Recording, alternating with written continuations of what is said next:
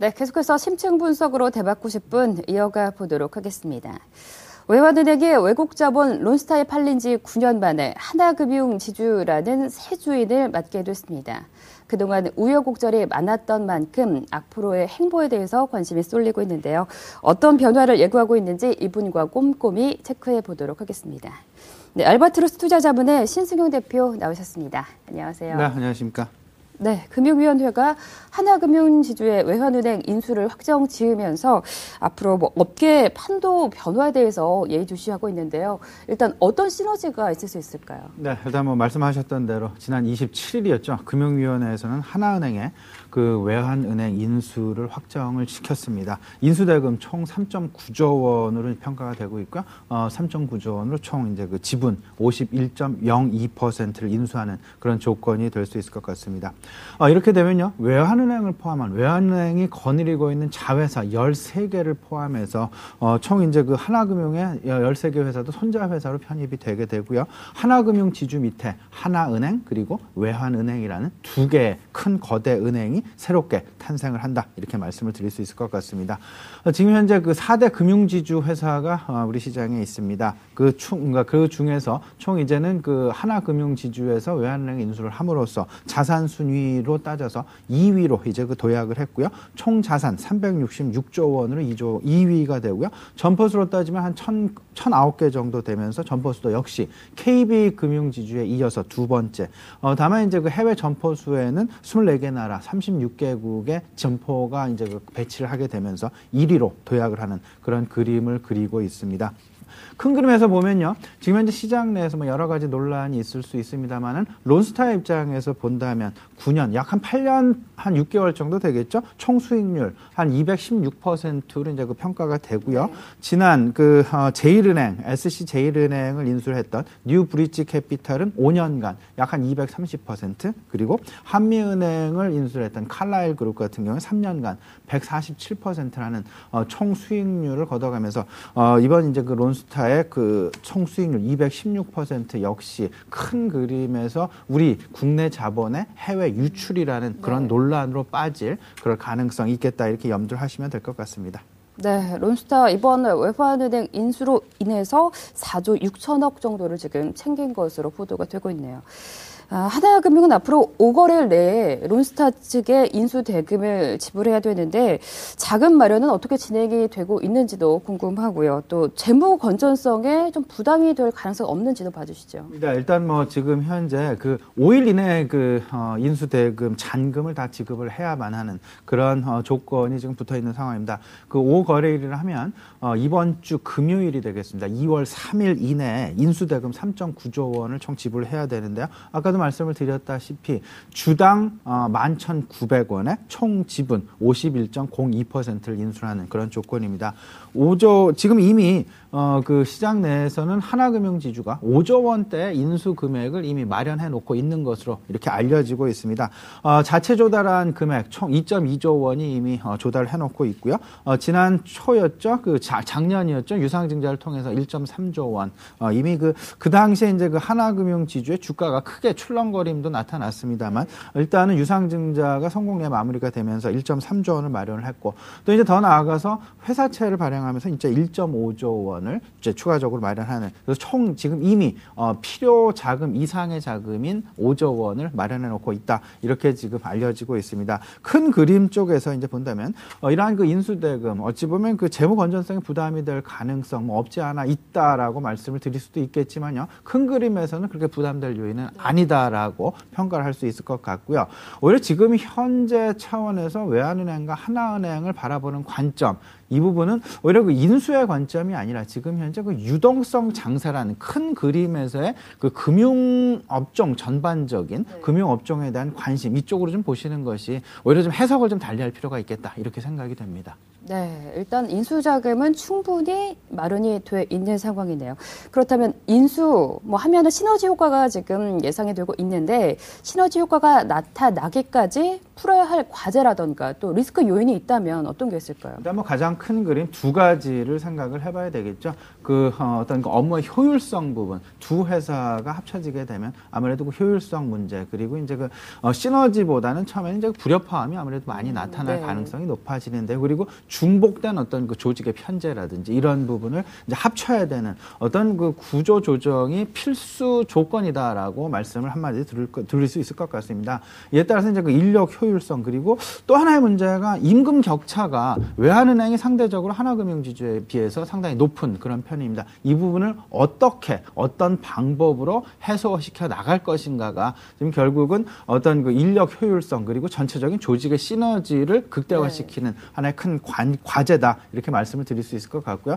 또 하나의 문제는 또 이제 전산 부분도 하나의 과제다라고 생각을 할 수 있을 것 같습니다. 전산 통합, 여러 가지 차원상에서 그렇게 쉬운 문제는 아닐 것 같고요. 이 부분 아무래도 어떤 그 투자의 효율성 문제라든지 이런 면에서 본다면 다소간의 어떤 그 좀 비용의 비효율성은 불을 좀 명확 완화한 일이 아닐까, 이렇게 생각이 됩니다. 그리고 또 한 가지, 또 이제 그 사회적인 논란 부분 아무래도 생각을 할 수밖에 없겠죠. 외환은행 노조에서는 계속해서 강력하게 지금 반대하고 있는 그런 입장. 특히나 이제 론스타의 자본에 대해서 결국 이제 산업 자본이냐 아니면 금융 자본이냐의 논란 계속될 가능성 높다, 이렇게 좀 봐야 될 것 같습니다. 근데 이제 지금 어쨌든 우리 금융위원회에서는 하나금융지주의 외환은행의 자회사 편입 어쨌든 확정을 시켰습니다. 그 상황에서 이 부분을 다시 되돌리기는 굉장히 어려운 상황이 아닐까라는 생각이 들고요. 이 부분을 있는 현상 그대로 받아들이셔야 될 텐데요. 이에 따라서 하나은행과 외환은행의 어떤 그 주가의 상황, 이 어떤 그 이슈로 인해서 희비가 엇갈린다라고 보시기보다는 최근 시장 내에 나타나고 있는 외국인 중심의 유동성 장세, 이 장세의 상황에서 중심을 좀 이쪽에 놓고 보시는 것이 오히려 바람직한 관점이 아닌가, 이렇게 생각이 됩니다. 그런데 여러분들 다들 아시리라 생각이 되는데요. 최근 들어서 이제 그 트로이카 관련된 주식의 관심, 특히나 지금 높아지고 있는 그런 상황입니다. 특히나 증권주, 지난 1월 한 달간을 좀 두고 봤을 때 우리 코스피 지수가 한 7.8% 오르는 상황에서 증권주는 20% 이상 상승하는 모습을 보였고요. 그 뒤를 잇는 것이 이제 은행주 10% 이상의 상승률을 보였죠. 그리고 또 이어지는 게 이제 건설주의 10%대의 상승률인데요. 지금 현재 그런 유동성 관점에서 은행주를 바라볼 필요가 있다, 이렇게 좀 생각이 오히려 좀 관점의 전환이 필요해 보인다, 이렇게 말씀드릴 수 있을 것 같습니다. 차라리 좀 더 긍정적으로 금융주나 은행주 보자, 이런 그렇습니다. 말씀해 주셨네요. 국내 증시 이슈 살펴봤고요. 해외 쪽 한번 살펴보겠습니다. 주말 동안 유럽 쪽에서도 큰 이슈가 있었는데 피치가 이탈리아를 비롯해서 5개 국가의 신용등급을 강등시켰습니다. 우리가 설날 연휴 지난 지 얼마 안 됐는데 그때 당시에도 S&P가 9개 나라 신용등급을 강등시켰지만 막상 시장에 큰 영향을 주지 않았잖아요. 이번 이슈는 어떨까요? 오히려 지난 피치 S&P에서 9개국 신용등급 강등을 했을 그 당시가 오히려 어떻게 보면 글로벌 증시의 최저점이다, 이렇게 좀 말씀을 드릴 수 있을 것 같고요. 오히려 그 부분, 불확실성 부분의 해소, 그리고 이미 시장에 알려진 부분이 어찌 보면 현실화되는 과정이었다. 따라서 시장의 충격은 굉장히 제한적이었다, 이렇게 말씀을 드릴 수가 있을 것 같고요. 이번에 피치에서 있었던 유로존 5개 국가에 대한 신용등급 강등 부분, 이미 이태리의 몬테 총리 같은 경우에도 이미 알려진 악재, 그리고 이미 이 부분은 예상했던 그런 결과였다라는 그런 보도도 우리 시청자 여러분 다들 접하셨으리라, 이렇게 생각이 되는데요. 우리 시장 내 영향 크지 않을 것으로 이렇게 생각이 되고요.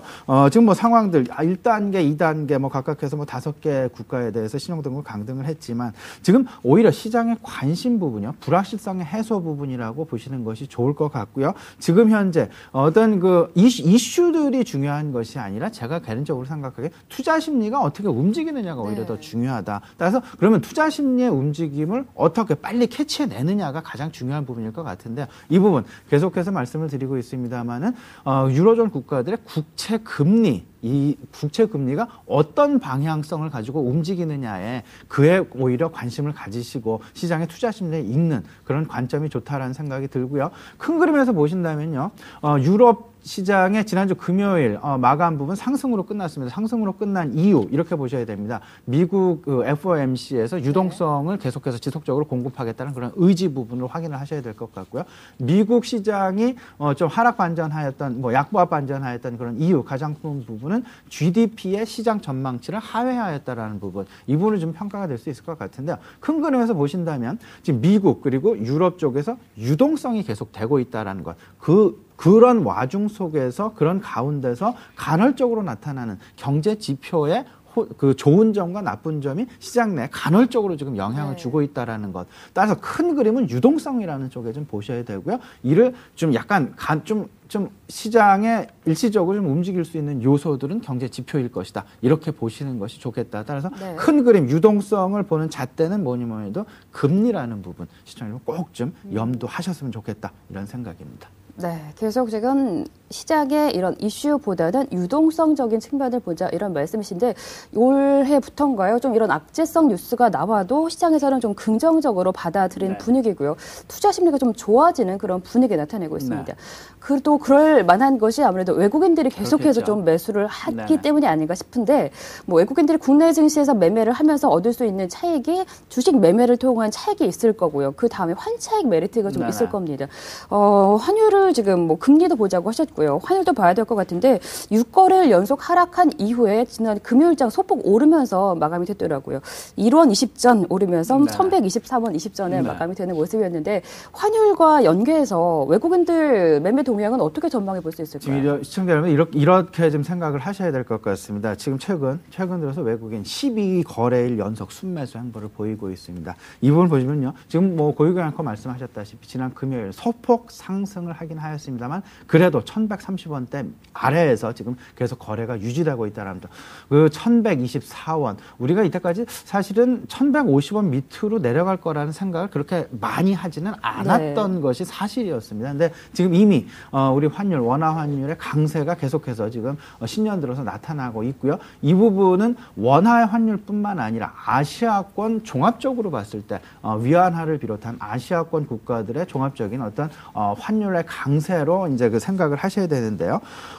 왜 이 원인 상승 배경을 좀 생각을 해봐야 되겠는데 아까도 제가 말씀을 드렸다시피 미국의 초저금리 지속 그리고 유럽의 초저금리 지속되는 부분 따라서 달러 캐리 자금 그리고 유로 캐리 자금이 어디 갈 데가 없다라는 것이죠. 따라서 이 부분들이 결국은 저금리로 융통을 한 그런 자금들이 아시아권 국가 그리고 더 나아가서는 국제 원자재 시장으로 들어가고 있다. 따라서 원자재 시장의 강세 부분 이머징 국가의 어떤 그 아시아권 국가들의 주식 시장의 강세 배경과 다르지 않다라는 쪽으로 이해를 하셔야 될 것 같고요. 이 가장 큰 원인은 뭐니 해도 유동성에서 찾아야 될 것이다. 그래서 뭐 아까도 말씀을 하셨습니다. 원화 강세에 따른 환차 이익도 분명히 외국인은 누릴 수 있는 그럴 가능성이 높고요. 그다음에 어떤 그 펀더멘탈 상에서 우리 저 주식 상승에 따른 그런 이제 그 주식 그 자본 차익도 생길 수 있다라는 부분. 일거양득이 계속 생길 수 있다라는 것인데요. 이 부분은 일단은 더 지속될 가능성이 높겠다. 이렇게 좀 보셔야 될 것 같고요. 글로벌 유동성 결국은 아시아권으로 쏠림 현상이 지금 나타나고 있다라는 것 좀 생각을 하시고요. 당분간 이러한 외국인들의 어떤 매수세는 진행될 가능성이 높겠다. 다만 지금 하나 유념해야 될 부분은요. 지금 지수가 1960선, 2000선 바로 밑에서 지수 박스권 상단에 위치하고 있다라는 점. 이에 따른 어떤 그 기관의 환매 압력에 따른 기관의 매도세는 어쩔 수 없다라는 것. 따라서 만에 하나 이제 그 외국인의 유동성이 잠시라도 좀 일시적으로 주춤거린다면 우리 시장은 다소간 좀 조정의 양상을 보일 수도 있다라는 것. 하지만 그 조정의 양상 급락으로 좀 치닫기는 굉장히 어렵다는 생각이 많이 들고요. 조정이라 하면 아무래도 그 어떤 그 횡보를 보이는 기간 조정의 형태를 보일 가능성이 높겠다. 따라서 우리 시청자 여러분 조금은 더 시장을 긍정적인 그리고 편안한 마음으로 대응을 하셔도 좋겠다. 이렇게 한마디로 다음 주에 시장을 정리를 해드리면 어떨까 싶습니다. 네, 글로벌 유동성에다 또 환차익을 노리는 외국인들의 매수가 조금 더 지속될 것으로 매수 탄력이 조금 떨어진다고 해도 급락으로 이어지기보다는 좀 횡보 장세가 이어질 것으로 조금 더 시장 마음 놓고 긍정적으로 보자 이렇게 정리를 해볼 수가 있겠네요. 네, 지금까지 신승용 대표와 함께했습니다. 오늘 말씀 잘 들었습니다. 네, 감사합니다.